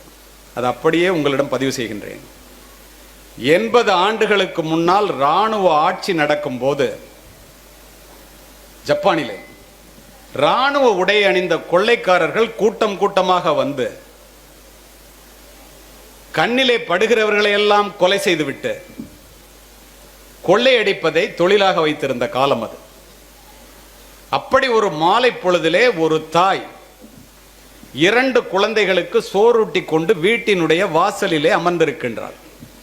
கொள்ளைக்காரர்கள் வருகிறார்கள் என்றவுடன் எல்லோரும் மறைவிடத்தை நோக்கி ஓடுகிறார்கள். உண்மை சம்பவம். இந்த ஏழை தாயும் 2 குழந்தைகளையும் தூக்கி இடுப்பிலே வைத்துக் கொண்டு 3 பேரும் தப்பிக்க வேண்டும் என்று ஓடுகின்றார். குதிரையினுடைய குளம்படி சத்தம் மிக அருகாமையில் கேட்டவுடன் 3 பேர் தப்பிக்க முடியாதுன்னு தெரிஞ்சவொன்னு அந்த தாய் நின்று நிதானித்து 2 குழந்தையினுடைய முகத்தையும் பார்த்துட்டு ஒரு குழந்தையை இறக்கி விட்டுட்டு ஒரு குழந்தையோட மறைவிடத்தை நோக்கி ஓடுகிறார். மறைவிடத்திலிருந்து பார்க்கின்றால் இறக்கிவிட குதிரையினுடைய குளம்படி பட்டு சின்னாபின்னமாக மாறி இறப்பதை பார்த்து அங்கேயே கதறுகின்றாள். கொள்ளைக்காரர்கள் கொள்ளையடித்து சென்றவுடன் மறைவிடத்திலிருந்து எல்லோரும் வருகிறார்கள். ஒரு கையிலே ஒரு குழந்தையை இறுக்கமாக பிடித்து கொண்டு அந்த தாய் குழந்தை இறந்த இடத்திலே மற்றொரு குழந்தை இறந்து போன இடத்திலே கதறிக்கொண்டிருக்கின்றாள். ஒரு பெரியவர் கேட்கின்றார், தாயே, ஒரு தாய்க்கு 2 குழந்தைகளும் 2 கண்களைப் போலத்தானே, முகத்தை பார்த்துட்டு ஒரு குழந்தையை இறக்கி விட்டுட்டு ஒரு குழந்தையை காப்பாற்ற உன்னால் எப்படி முடிந்தது? அந்த தாய் சொல்லுகிறாள், பெரியவரே, நியாயமான கேள்வி. என்னுடைய குழந்தைக்கு நான் சோறூட்டி கொண்டிருக்கும் போது பக்கத்து வீட்டு குழந்தை பாடம் படிப்பதற்காக என்னிடம் வந்தது. 2 குழந்தைகளுக்கும் சோறூட்டி கொண்டிருக்கும் போது கொள்ளைக்காரர்கள் வந்து விட்டார்கள். 2 குழந்தைகளும் காப்பாற்றப்பட வேண்டும் என்று நினைத்தேன், முடியவில்லை. நான் அடையாளத்தை பார்த்து இறக்கி விட்டது என்னுடைய குழந்தை, காப்பாற்றியது பக்கத்து வீட்டு குழந்தை. ஏன் தெரியுமா? அடிப்படையில் நான் ஒரு ஆசிரியை. நான் ஆசிரியை பணி புரிகின்ற காரணத்தினால் என்னிடம் ஒப்படைக்கப்படுகின்ற குழந்தையை காப்பாற்றுவது என்னுடைய முக்கியமான பணி. நான் ஏன் சொன்னேன்னா, உங்களுடைய தாளாளர் தன்னுடைய பிள்ளையிடம் நேரம் செலவு செய்யாமல் உங்களை தன்னுடைய பிள்ளையாக நினைத்து நேரம் செலவு செய்கின்ற காரணத்தினால் 10 பிள்ளையோடு ஆரம்பித்த இந்த பள்ளி 4000 பிள்ளைகளுடன் இன்று வளர்ந்திருக்கிறது என்றால் அதுதான் காரணமே அன்றி வேறல்ல. உலகத்திலே முன்னேறியவர்களாக அறியப்பட்ட, உலகத்திலே பெரிய ஆள 10 பேரிடம் பேட்டி கண்டார்கள். 10 பேரில் 8 பேர் உங்களுக்கு ரோல் மாடல் யாருன்னு 10 பேர்ட்ட ஒரே கேள்வியை கேட்டாங்க. உலகத்தில் பெரிய ஆளானவங்க 10 பேரில் 8 பேர் தன் பள்ளிக்கூடத்து ஆசிரியைகளையே ரோல் மாடலாக சொல்லி இருக்கின்றார். சாக்ரட்டிஸினுடைய மாணவன் பிளேட்டோ, பிளேட்டோவினுடைய மாணவன் அரிஸ்டாட்டில், அரிஸ்டாட்டிலுடைய மாணவன் the great Alexander who conquered the entire world. உலகத்தை ஒரு குடையின் கீழ் ஆள நினைத்து வெற்றியும் பெற்ற மகா அலெக்சாண்டரிடம் எப்பற உலகத்தை ஜெயிச்சேன்னு போய் கேட்டேன். அவன் பதில் என்ன தெரியுமா? உங்கள் ஆசிரியர்கள் யார் என்று தெரிந்து கொள்ளுங்கள். நான் இந்த உலகத்திற்கு வந்ததற்கு காரணம் என்னுடைய பெற்றோர். இந்த உலகம் என்னிடம் வந்ததற்கு காரணம் என்னுடைய ஆசிரியர் அரிஸ்டாட்டில் என்று கூறினார்.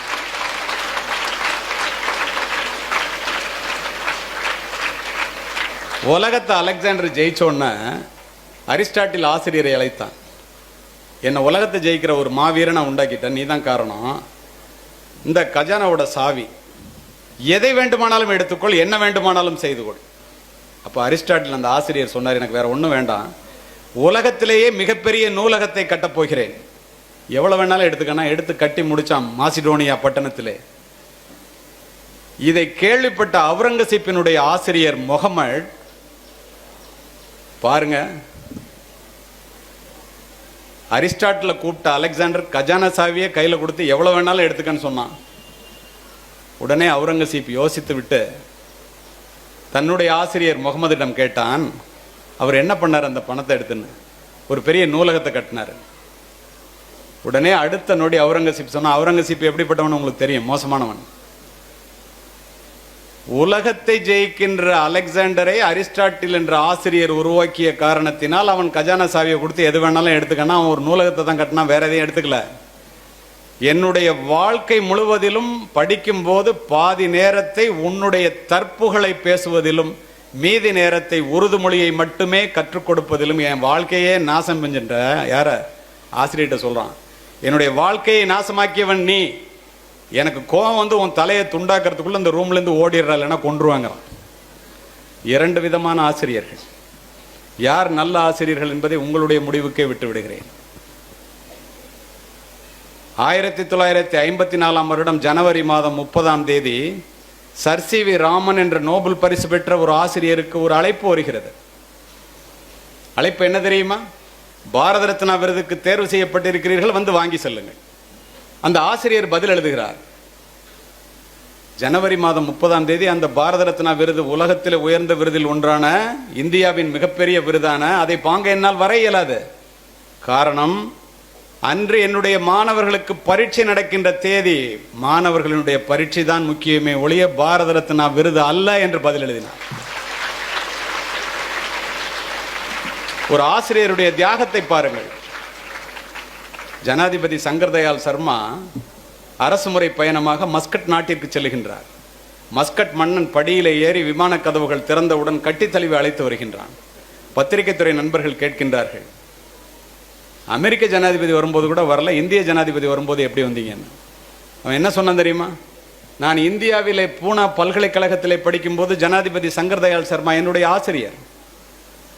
அவர் சொல்லிக் கொடுத்த ஒழுக்கத்தையும் கல்வியையும் வைத்துக்கொண்டு 20 ஆண்டுகளுக்கு மேலாக இந்த நாட்டை ஆட்சி செய்கின்றேன். நான் இங்கு இந்திய ஜனாதிபதியை அழைப்பதற்கு மஸ்கட் மன்னனாக வரவில்லை, என்னுடைய ஆசிரியரை அழைப்பதற்கு மாணவனாக வந்திருக்கின்றேன் என்று சொன்னார். ஒரு அரசனான பிறகு கூட ஆசிரியரனுடைய தாக்கம் மாணவனுடைய மனதில் இருந்து நீங்கவில்லை. தாயினுடைய ஆரோக்கியம் தான் குழந்தையினுடைய ஆரோக்கியம். ஆசிரியர்களுடைய ஆரோக்கியம் தான் மாணவர்களுடைய மாணவிகளினுடைய ஆரோக்கியம். ஆசிரியர்கள் மரத்தின் வேர்களை போன்றவர்கள். இந்த பிள்ளைகள் அந்த மரத்திலே பூத்து குலுங்குகின்ற பூக்களை போன்றவர்கள். வேர்களினுடைய பலத்தை பொறுத்தே பூக்களினுடைய வசீகரம் அமையும். வேர்கள் பட்டு போனால் பூக்கள் கொட்டி போகும். இதை ஏன் சொல்லுகிறேன் தெரியுமா? பள்ளியில் உள்ள வகுப்பறை தாயினுடைய கருவறை போன்றது. பிள்ளைகள் வீட்டிலே பிறக்கிறார்கள், அவர்கள் வகுப்பறையிலே தான் வளர்கிறார்கள் என்பதை ஆசிரியர்கள் மனதிலே பதிய வைத்துக் கொள்ளும். இத்துணை பெற்றோர்கள் இடமில்லாமல் கூட வந்து நிற்கின்றார்களே, இவ்வளவு பேர் வந்து அமர்ந்து உங்களை எல்லாம் படிக்க வைத்து விட்டு நிற்கின்றார்களே, இந்த இடத்திலே நான் ஏன் இதை குறிப்பிடுகின்றேன் தெரியுமா? இந்த பெற்றோர் சமுதாயம் இந்த ஆசிரியர் சமுதாயத்தின் மீது அளவு கடந்த நம்பிக்கை இன்றளவும் வைத்திருக்கின்றார்கள். ஏன் தெரியுமா? அதனால்தான் தான் உயிராய் பெற்ற தன்னுடைய பிள்ளைகளை பகல் முழுவதும் உங்களிடத்திலே ஒப்படைக்கின்றார். ஆகாயத்திற்கு அடியில் உள்ள அத்துணையும் அறிந்து வைத்திருப்பவர் ஆசிரியர் என்ற நம்பிக்கையோடு இந்த பிள்ளைகளும் உங்களிடத்திலே வருகிறார்கள், பெற்றோர்களும் அனுப்புகிறார்கள்.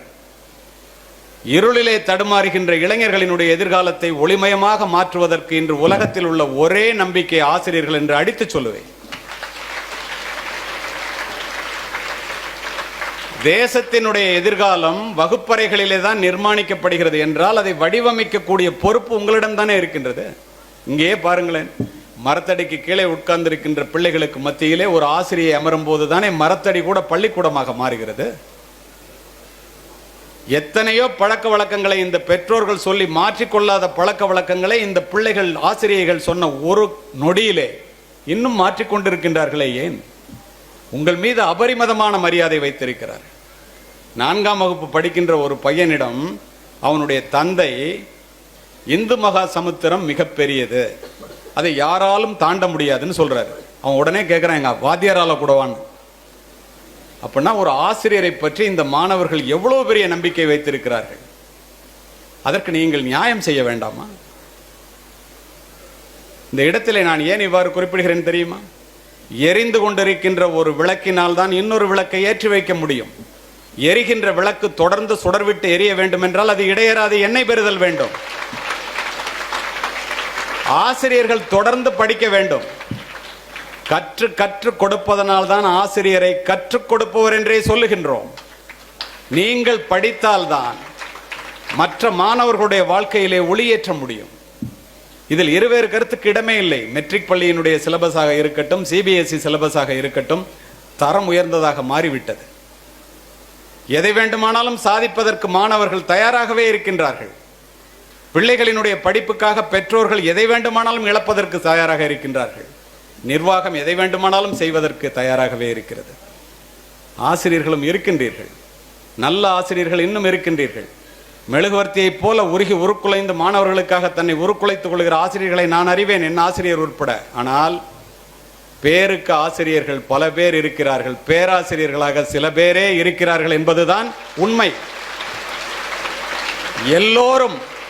எல்லோரும் பேராசிரியர்களாக ஆனால் இந்த நாடு எங்கே போகும் என்று பாருங்கள். ஜனாதிபதி பல்கலைக்கழக பட்டமளிப்பு விழா உரையிலே சொல்லுகிறார், நிர்வாகங்கள் கட்டடங்களை கட்டி கொடுத்து விட்டன, பெற்றோர்கள் எதை வேண்டுமானாலும் இழக்க தயாராகிவிட்டார்கள், சாதிப்பதற்குரிய மாணவர்கள் இருக்கிறார்கள், அதை ஒருங்கிணைப்பதற்குரிய ஆசிரியர்களினுடைய எண்ணிக்கை நாளுக்கு நாள் குறைவதனால் டைம் ஸ்கொயர் எஜுகேஷன் என்ற உலக கல்வி தரவரிசை பட்டியலிலே 100 இடங்களிலே ஒரு பள்ளிக்கூடமோ கல்லூரியோ கூட இந்தியாவில் இருந்து இல்லை. 65,000 கல்லூரிகள் இருக்கின்றன இந்தியாவிலே. ஜப்பான், சைனா, சிங்கப்பூர் சின்ன சின்ன நாடுகள் 3-4 கல்லூரிகள் முதல் 100 வரிசையில் இருக்கின்றன. அப்படி என்றால் நாம் எவ்வளவு படிக்க வேண்டும்? கற்றுக்கொள்வது மனித பண்பு, கற்றுக் கொடுப்பது மனித மாண்பு. கற்க துவங்குகிறவன் மாணவன், கற்றுக்கொண்டே இருப்பவன் ஆசிரியன். நீரளவே ஆகுமாம் நீராம்பல், தான் கற்ற நூல் அளவே ஆகுமாம் நுண்ணறிவு. அப்படி என்றால் எவ்வளவு படிக்க வேண்டும்? ஒரு ஆசிரியர் வகுப்பு நடத்தும் போது அல்லது ஒரு ஆசிரியருக்கு சம்பளம் கொடுக்கும் போது இந்த நிர்வாகம் ஆசிரியர்களுக்கு கொடுக்கின்ற சம்பளம் கூலி அல்ல, அது ஒரு சன்மானம். ஆசிரியர்கள் கற்றுக் கொடுக்கின்ற கல்வி விலை மதிப்பில்லாதது. அதை போலவே சம்பளத்திற்காக மட்டுமே ஆசிரியர் பணிக்கு வருபவர்கள் இந்த ஆசிரியர் பணியை விடுத்து வேறு பணிக்கு செல்வது அவர்கள் இந்த நாட்டிற்கு செய்கின்ற நன்மை என்றும் அடித்து சொல்லுவேன். ஏன் தெரியுமா? ஒரு மாணவன் தவறு செய்தால் அவனுடைய எதிர்காலம் பாதிக்கும். பெற்றோர்கள் தவறு செய்தால் அந்த வீட்டினுடைய எதிர்காலம் பாதிக்கும்.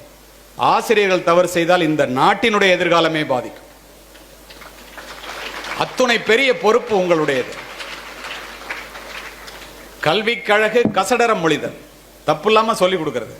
சொல்லுக சொல்லில் பிரிதோர் சொல்ல சொல்லை வெல்லும் சொல் இன்மை அறிந்து. வாத்தியார் பாடம் நடத்தும் போது ஒரு வார்த்தையை போட்டா வேற வார்த்தையை யாராலையும் போட முடியக்கூடாது. ஏன்? கேட்டார் பிணிக்கும் தகையவாய் கேளாரும் வேட்ப மொழிவதாம் சொல். நான் இன்றைக்கு உங்கள்கிட்ட இப்ப பேசுறேன்னா கேட்பவர்கள் மனதிலே மகிழ்ந்தால் பத்தாது, இன்று வராதவர்களும் நாம் இழந்து விட்டோமே என்று நினைக்க வைத்தால் என்னுடைய பேச்சு ஒழுங்கான பேச்சு, இல்லை என்றால் இல்லை. அதை போல ஆசிரியர்கள் வகுப்பு நடத்தும் போது இந்த வாத்தியார் இவ்வளவு நல்ல பாடம் நடத்துறாரு, இப்படி புரியுதே, தொடர்ந்து சொல்லிக்கிட்டே இருக்கணுமே அப்படின்னு மாணவர்கள் நினைத்தால் யார் நல்ல ஆசிரியர்னு மாணவ மாணவிகளிடம் தான் கேட்க வேண்டும். இந்த வாத்தியார் பாடத்தை முடிச்சிடக்கூடாது, மணி அடிச்சிடக்கூடாதுன்னு நினைக்க வைக்கிற வாத்தியார் நல்ல வாத்தியாரான். எப்படா இருந்தாலும் முடிப்பான், எப்படா இந்த டீச்சர் முடிப்பாங்க, பெல் அடிக்காதா என்று நினைக்க வைத்தால் அவங்க மோசமான ஆசிரியரான். பள்ளிக்கூடத்திலே 2 மணி அடிக்கிறதாம், காலை மாலை. மாலையிலே மணி அடித்தவுடன் பசுவினை தேடு ஓடுகின்ற கன்றுக்குட்டிகளைப் போல இந்த பிள்ளைகள் பள்ளிக்கூடத்தில் இருந்து எவ்வளவு வேகமாக ஓடுகிறார்கள் என்பதை நீங்கள் பார்த்திருக்கிறீர்கள் அல்லவா? காலையிலே மணி அடிக்கும் போது ஆசிரியர்களை பார்ப்பதற்கு அந்த பிள்ளைகள் அப்படி ஓடி வந்தால் அதுதான் நல்ல பள்ளியாம், இல்லாவிட்டால் இல்லையாம் சொல்லுபவன் அரிஸ்டாட்டில் என்ற மேதை ஆசிரியர்.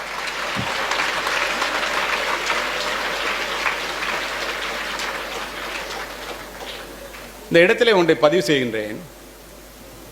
ஆசிரியர் வாயிலிருந்து வருகின்ற வார்த்தைகள் சத்தியத்தில் கருவாகி நித்தியத்தில் உருவாகி வெளியிலே வந்து விழுமானால் கேட்கின்ற மாணவர்களுடைய மனதிலே விதையாக விழும் விருட்சமாக வளரும்.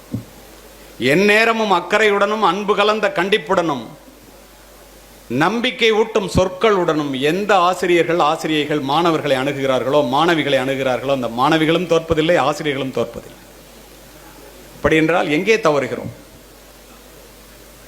நன்றாக யோசித்து பாருங்கள்.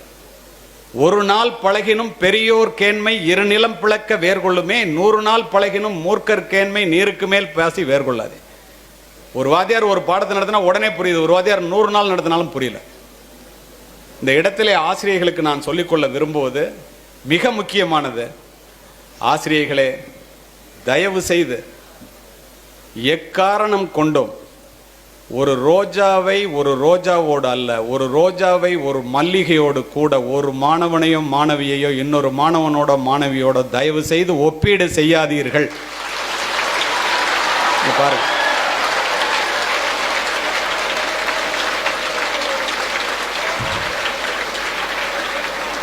ஏன் தெரியுமா? காரணத்தோடு சொல்லுகின்றேன். பெற்றோர்களுக்கும் இது சேர்த்தே. தூக்கணாங்குருவி கூடு கட்டுகிறது, சிலந்தி வலை பின்னுகிறது, கரையான் புற்று வைக்கிறது. எல்லாமே மகத்தான செயல்தான். ஒன்றை மற்றொன்றால் செய்ய முடியுமா? என்னைக்காவது ஒரு மாணவனோ மாணவியோ அந்த டீச்சர் மாதிரி நீங்க இல்லைன்னு உங்களை எப்பயாவது சொல்லியிருக்காங்க? ஒரு நாள் கூட சொல்லியிருக்க மாட்டார்கள். நீங்க மட்டும் அந்த பிள்ளை மாதிரி இல்லையா, இந்த பிள்ளை மாதிரி இல்லையா?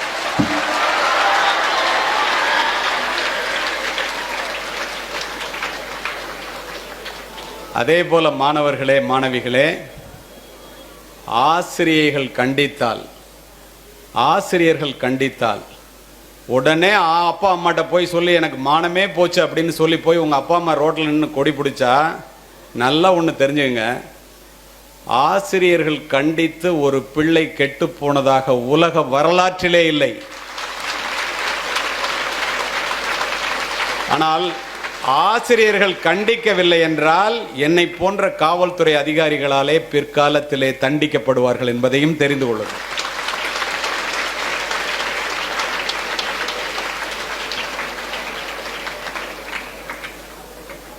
அதே போல ஆசிரியர்களுக்கு ஒரு பிள்ளையை, ஒரு மாணவனை, மாணவியை பாராட்ட வேண்டும் என்றால் எல்லோருக்கும் முன்னால் பாராட்டுங்கள்.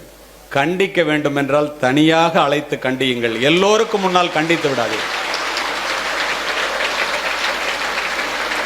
மாணவருக்கும் மாணவிக்கும் ஆசிரியர்களுக்கும் ஏற்பட்ட பிரச்சனைகளிலே ஒரு காவல்துறை அதிகாரியாக அந்த குற்றம் செய்த மாணவ மாணவிகளினுடைய ஒப்புதல் வாக்குமூலத்தை படித்துவிட்டு நான் இதனை சொல்லுகின்றேன்.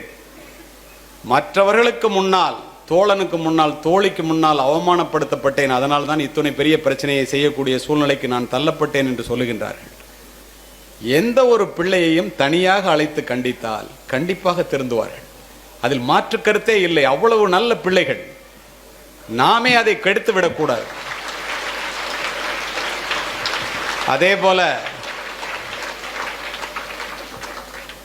நன்றாக படிக்கின்ற பிள்ளையை விட நன்றாக படிக்காத பிள்ளைகளிடத்திலே அதிக அக்கறை காட்டுவதுதான் ஆசிரியரினுடைய அடிப்படை பண்பு என்பதை தயவு செய்து புரிந்து கொள்ளுங்கள்.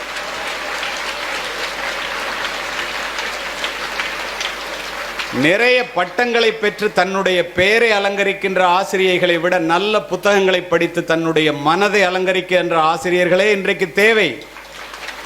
ஏன் தெரியுமா? குறிதவராமல் இலக்கினை சென்று தாக்குகின்ற ஏவுகணைகளை உருவாக்குகின்ற மாணவர்களாக இவர்களை வளர்த்தெடுப்பதில் நீங்கள் வெற்றி பெற்று விட்டீர்கள். நெறிதவராமல் வாழுகின்ற பிள்ளைகளாக அவர்களை உருவாக்குவதில் தொடர்ந்து தோல்வி அடைந்து கொண்டே இருக்கின்றோம். நீங்கள் நினைத்தால் அவர்களை கூர்மையான அறிவும், நேர்மையான குணமும், அச்சம் தவிர்க்கும் பண்பும், மொழிப்பற்றும், நாட்டுப்பற்றும் உடைய நல்ல பிரஜைகளாக உருவாக்க முடியும் என்ற வாய்ப்பு இன்னும் இருந்து கொண்டே இருக்கிறது என்பதை நான் அறிவேன். தினம் 2000-3000 பேர்கிட்ட பேசிட்டு இருக்கேன். தினம் இன்று மாலையிலே வேலூரிலே 5000 மாணவர்களுக்கு, மாணவிகளுக்கு பேசுகின்றேன். இதை ஏன் சொல்றேன் தெரியுமா? நீங்கள் நினைத்தால் இந்த பிள்ளைகளை நல்ல பிள்ளைகளாக நிச்சயமாக உருவாக்க முடியும். இருவேறு கருத்துக்கு இடமே இல்லை.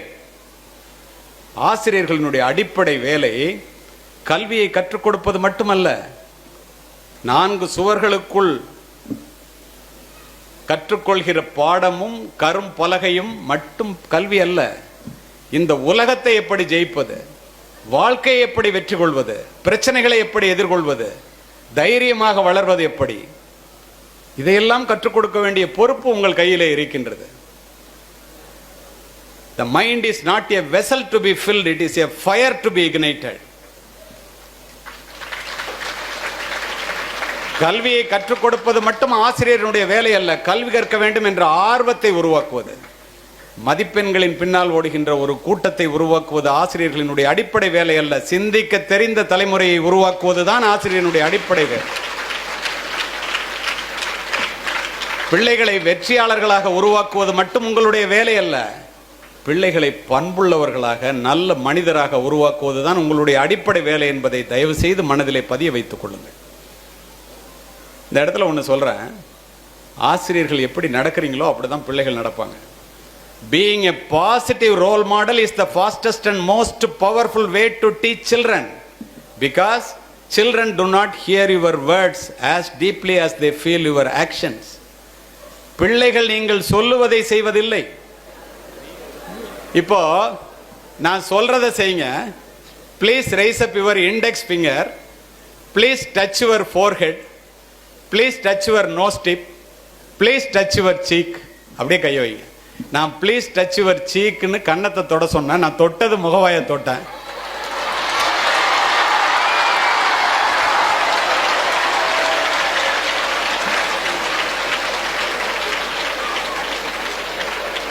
ஒன்றரை மணி நேரமா உங்ககிட்ட பேசிட்டு இருக்கேன். நான் சொல்றதை செய்யல, நான் செய்யறதான் செய்றீங்க.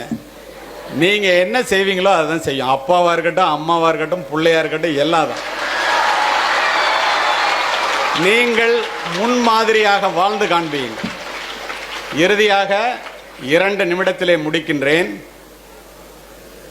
ஒரு அம்மாவுக்கு 2 குழந்தை பிறக்குது. ஒரு குழந்தை இறந்து போயிருக்கு, ஒரு குழந்தை உயிரோடு இருக்கு. 2 குழந்தையும் கொண்டு வந்து தாயிட்ட காமிச்சிட்டு இறந்து போன குழந்தைய புதைக்கணும். கொண்டு வந்து காமிக்கிறாங்க. ஒரு குழந்தை கை கால் ஆட்டிக்கிட்டு இருக்கு தொட்டியில், பக்கத்திலே ஒரு குழந்தை இறந்து போய் படுத்திருக்கு. சமீபத்தில் நடந்த சம்பவம். 4 டாக்டர் நிற்கிறாங்க, 8 நர்ஸ் நிற்கிறாங்க. என்னுடைய வீட்டில் 4 மருத்துவர்கள். தாய் மயக்கம் தெளிஞ்சு குழந்தை பிறந்து பிரசவ வலியிலேருந்து அப்போ தான் எந்திரிக்கிறாங்க. அந்த குழந்தை 2ஐயும் உத்து பார்க்குறாங்க. ஒரு குழந்தை உயிரோடு இருக்கு, ஒரு குழந்தை இறந்து போயிருக்கு. உண்மை சம்பவம், கதையல்ல. தாயினுடைய சக்தி என்ன என்பதை தெரிந்து கொள்ளுங்கள். டாக்டரை பார்க்குறாங்க, ஒரு குழந்தை இறந்து போச்சுன்னு சொல்கிறாரு. பீடியாட்ரிஷியன் முயற்சி பண்ணி பார்த்து அழல குழந்தை, அதனால இறந்து போச்சுன்னு முடிவு பண்ணிட்டாங்க. அந்த தாய் சொல்லுகிறாள், என்னுடைய வயிற்றிலே 2 குழந்தைகள் உயிரோடு இருப்பதை நான் உணர்ந்தேன். நீங்கள் மிகப்பெரிய மருத்துவர், சுகப்பிரசவம், எப்படி ஒரு குழந்தை இறக்க முடியும்? வாய்ப்பே இல்லை. இல்லைம்மா, எவ்வளோ முயற்சி பண்ணி பார்த்துட்டோம், முடியல. அந்த தாய் கேட்கின்றாள், அந்த இறந்து போன குழந்தையை நான் கொஞ்ச வேண்டும், அதுக்கு தான் கொண்டு வந்தோம், நீங்கள் கொஞ்சிட்டு கொடுங்க, கொண்டு போய் புதைக்கிறோம். அந்த தாய் வாங்கி தோளிலே கிடத்தி கொண்டு இறுக்கமாக அந்த குழந்தையை அணைத்து கொண்டு கதறி கதறி அழுகின்றார். புருஷன் சொல்றார், பக்கத்தில் இருக்கிற கணவன், ஒரு குழந்தை உயிரோட இருக்க, அழாத, பச்சை உடம்பு அப்படிங்கிறார். கையை தட்டி விட்டாங்க. புதைக்கிறதுக்கு குழந்தைய கொடுன்னு டாக்டர் கேட்குறாங்க, நர்ஸு கேட்குறாங்க, கையை தட்டி விட்டாங்க. மாணவ செல்வங்களே, அத்துணை பேரும் பார்த்து கொண்டிருக்கும் போது குழந்தை அழுகின்ற குரல் கேட்டவுடன் உயிரோடு இருக்கின்ற குழந்தையை அத்தனை பேரும் பார்க்கின்றோம். தாயினுடைய தோளிலே இருந்த குழந்தை தாயினுடைய அரவணைப்பிலே உயிர் பெற்று கதறி அழுகின்றது.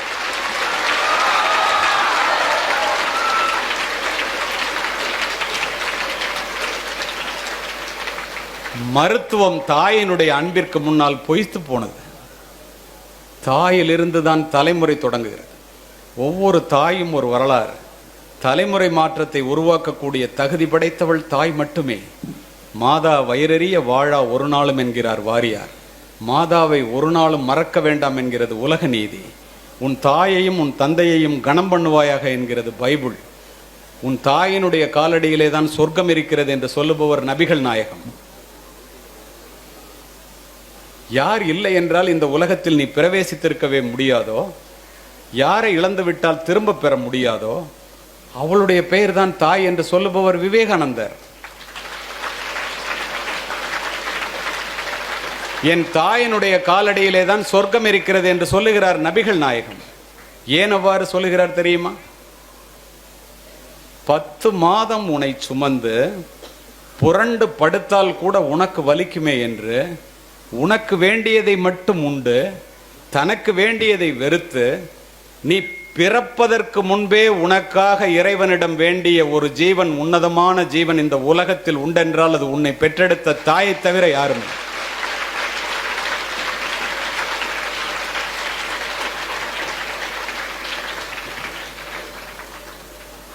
இதை ஏன் சொல்லுகிறேன் தெரியுமா?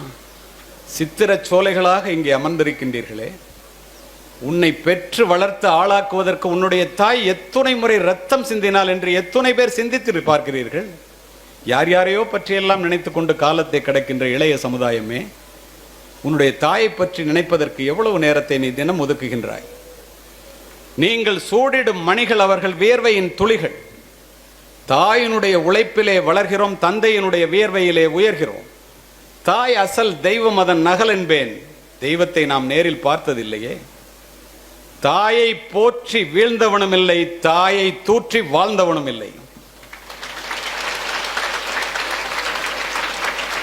வளர்ந்த பிறகு நான் நான் என்று சொல்லுகின்றீர்களே, அந்த நான் என்பது யார்?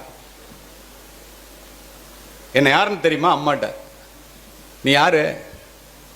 உன் உடலிலே ஓடுகின்ற ரத்தம், எலும்பு, சதை, உயிர், உடல் அத்துணையும் அந்த பெற்றோர்கள் போட்ட பிச்சை என்பதை கடைசி வரை மறந்து விடாது.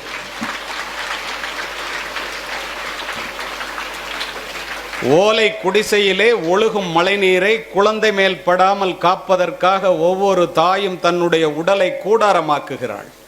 நீங்கள் நனைந்திருப்பீர்கள் மழை நீரால் அல்ல, தாயினுடைய கண்ணீரால். வீட்டிலே சோறு சூடாக இருந்தால் நீங்கள் சாப்பிடுவீர்கள், சோறு நன்றாக இருந்தால் உங்கள் அப்பாக்கள் சாப்பிடுவார்கள். சோறு மிச்சம் இருந்தால் மட்டுமே உன்னை பெற்ற அம்மா சாப்பிடுவார்.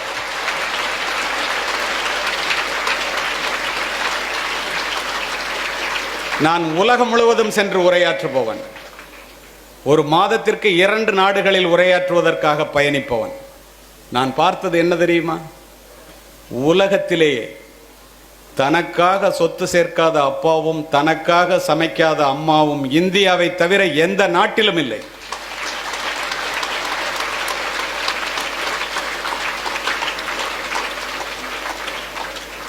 வெளியிலே போய்விட்டு பிள்ளை மழையிலே நனைந்து வந்தால் அப்பா கொடை எடுத்துட்டு போயிடக்கூடாதான்னு சொல்லுவார். அண்ணன் ஓரமாக ஒதுங்கி நின்றுட்டு வரக்கூடாதா மழை விட்டோன்னு. தாய் என்ன செய்வாள்? தன் பிள்ளையினுடைய நனைந்த தலையை முந்தானையால் துவட்டி, இந்த பாழாய்ப்போன மழை என் பிள்ளை வெளியிலே போகும்போதா பெய்ய வேண்டும், மழையையே திட்டுவாள்.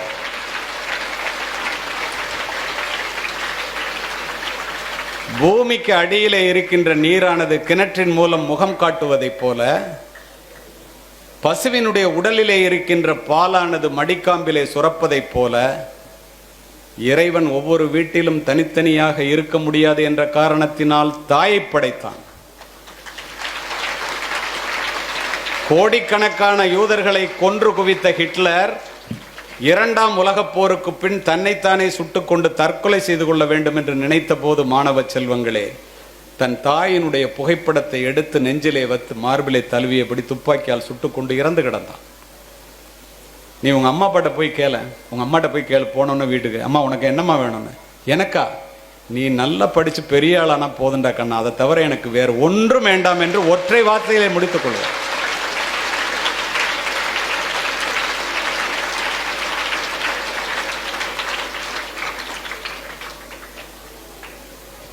இது வள்ளலார் வளர்ந்த பூமி.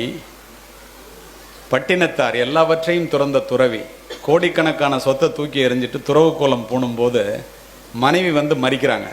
உனக்கு ஈமக்கிரியை செய்யாமல் நான் சாக மாட்டேம்மா, உனக்கு கண்டிப்பாக நான் உனக்கு ஈமக்கிரியை செய்யாமல் அந்த ஊரை விட்டு போக மாட்டேன், பூம்புகாரை விட்டுங்கிறார். அப்படியே அந்த வார்த்தையை சொல்லி முடிக்கின்றேன். நிறைய பேர் கண்ணை துடைக்கிறீங்க, நான் பார்க்குறேன், நின்றுட்டு பேசுறதுல எனக்கு தெரியுது. தாயினுடைய பாசம் எல்லாருக்கும் அப்படித்தான். எது நெகிழ்வானதோ அதுவே மகிழ்வானது. தன் தாய் இறந்த செய்தியை கேட்டு சுடுகாட்டிற்கு ஓடி வந்த முற்றும் துறந்த துறவி பட்டினத்தார் தாயினுடைய உடலை பச்சை வாழை மட்டையிலே வைத்து எரித்து உருகி உருகி 10 பாடல்களை பாடினார். இதை நீங்க கேட்டீங்கன்னா தன்னுடைய தாயை வயதான காலத்திலே முதியோர் இல்லத்திலே எவனும் சேர்க்க மாட்டான். குறிப்பாக நீங்கள் முதியோர் இல்லங்களை மூடிவிடலாம். ஏன் அப்படி சொல்றேன் தெரியுமா? இறந்து போன தாயை பார்த்து ஒரு துறவி பாடுகின்றார். உங்களுக்கு தமிழ் நன்றாக புரிகிறது. 2 திங்களாய் அங்கமெல்லாம் நொந்து பெற்று பைகளன்ற போதே பரிந்தெடுத்து செய்ய 2 கைப்புறத்திலேந்தி கனகமுளை தந்தாளை எப்பிறப்பில் காண்பேனினி. பாலூட்டி சீராட்டி வளர்த்த தாயே இறந்து போயிட்டே, உன்னை எப்படி பார்ப்பேன்? முந்தி தவம் கிடந்து 300 நாளளவும் அந்தி பகலாய் இறைவனை ஆதரித்து தொந்தி சரிய சுமந்து என்னை பெற்ற தாயார் தனக்கோ எரிய தளல் மூட்டுவேன். வட்டிலிலும் தொட்டிலிலும் மார்மேலும் தோல்மேலும் கட்டிலிலும் வைத்தென்னை காதலித்து சுட்ட புறகிலிட்டு காப்பாற்றும் தாய்க்கோ விறகிலிட்டு தீ மூட்டுவேன். அரிசியோ நான் இடுவேன் ஆத்தாள் தனக்கு வரிசையிட்டு பார்த்து மகிழாமல். அம்மா கொஞ்சறாங்களாம் பிள்ளைய. ருசியுள்ள தேனே அமிர்தமே செல்வத் திரவிய பூ மானே என்று அழைத்த தாய்க்கு தாய் தலைமேல் கொள்ளிதனை வைப்பேனோ கூசாமல். முன்னை இட்டத்தை முப்புறத்திலே பின்னை இட்டத்தை தென்னிலங்கையில் அன்னை இட்டத்தை அடிவயிற்றிலே யானும் இட்டத்தை மூழ்க மூழ்கவேன்னு ஒரு துறவி இறந்து போன தாயை பார்த்து கதறினார் என்றால், உயிரோடு இருக்கின்ற தாயை நீங்கள் எப்படி பார்த்து கொள்ள வேண்டும்?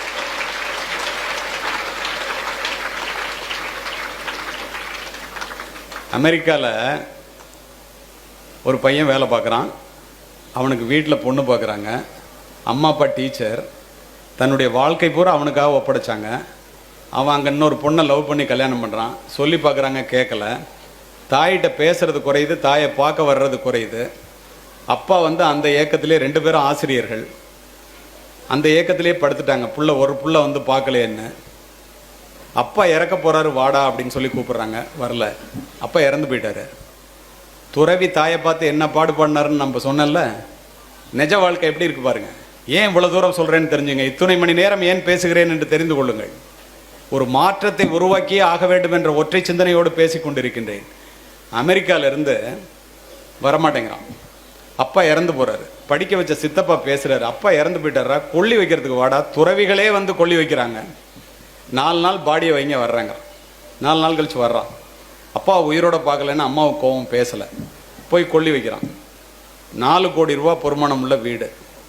அங்கேருந்து வந்தோன்னே தாய் பேசாமல் இருக்காங்க. அம்மாட்ட சொல்கிறான், நீ இன்னமும் இங்கே தனியாக இருக்க வேண்டாமா, அப்பா இறந்து போயிட்டார். அந்த பேதை மனம் அந்த தாய் நினைக்கின்றால் நம்மளை அமெரிக்காவுக்கு அழைச்சிட்டு போயிடுறான். பிள்ளைகளெல்லாம் பார்க்கலாம், பேர பிள்ளைய பார்க்கலாம், அமெரிக்காவை பார்க்கலான்னு. இவன் சொல்கிறான், 4 கோடி ரூபாய்க்கு வீட்டை விற்றுட்டேன், அதனால நீ வீட்டில் இருக்க முடியாது, உன்னை முதியோர் இல்லத்தில் விட்டுட்டு போகிறேங்க. அந்த தாய் தந்தை இறந்த வீடு, நான் இதிலே இருந்து செத்து போகிறேன்டா, அப்புறம் வீட்டை எடுத்துக்கிடாங்கிறாங்க. கதறுகிறாள், பதறுகிறாள், அழ அப்படியே கொண்டு போய் முதியோர் இல்லத்தில் சேர்த்துட்டு 18 மணி நேரம் விமானத்தில் பயணிக்கிறான். 4 கோடி ரூபா பணத்தை வாங்கிட்டு. இந்த அம்மாவுடைய காசு 50,000 ரூபா முதியோர் இல்லத்துக்கு கட்டிட்டு போகிறான். கதை இல்லை, நிஜம். 18 மணி நேரம் கழிச்சு போய் அமெரிக்காவில் இறங்குது. ஒய்ஃபுக்கும் பிள்ளைங்களுக்கும் தீனி எல்லாம் வாங்கிட்டு போகிறான். காலையில் சாப்பிட உட்காரும்போது ஸ்வீட் வைங்கிறான். இத்துணைக்கும் காரணம் அவனுடைய மனைவி. இவன் போகணும்னு நினைச்சப்ப கூட தடுத்தது அவனுடைய மனைவி. அதுக்கப்புறம் இவனே மாறிட்டான். உன் தாய் பசித்திருக்க உன் தாரத்திற்கு ஊட்டாதே ஒருபோதும். புரிந்து கொள்ளுங்கள். இவன் போனோன்னா சாப்பிட உட்காரான், ஸ்வீட் வைங்கிறான். துக்கம் நடந்த வீட்டில் ஸ்வீட் வைக்கக்கூடாதுன்னு அப்போ தான் சொல்கிறான் அந்த மனைவி. துக்கம் முடிஞ்சு 1 மாதம் ஆச்சு, கருமாதி முடிஞ்சு போச்சுங்கிறான். அவன் சொல்கிறா, துக்கம் முடிஞ்சு 24 மணி நேரம் கூட ஆகலை, நீ விமானத்தில் வரும்போதே உங்கள் அம்மா இறந்து போயிட்டாங்க முதியோர் இல்லத்துலங்கிறான்.